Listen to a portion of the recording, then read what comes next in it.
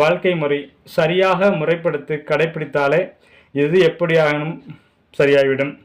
நாம் உணவு முறையை எடுத்துக்கொண்டால் இரவு சூரியன் அஸ்தமனமான பின், அதாவது இருட்டியவுடன் கட்டாயம் உணவு உட்கொள்ளக்கூடாது.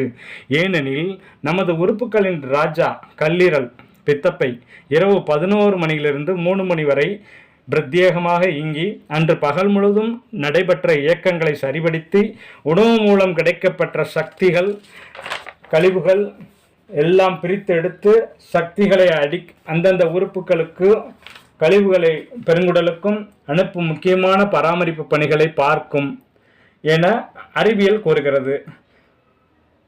நீங்கள் ஒரு இட்லி சாப்பிட்டாலும் 10 இட்லி சாப்பிட்டாலும் அது அரைத்து கூழாகி சக்தியாக மாறி கழிவாக மாறி 4 மணி நேரம் எடுத்துக்கொள்கிறது.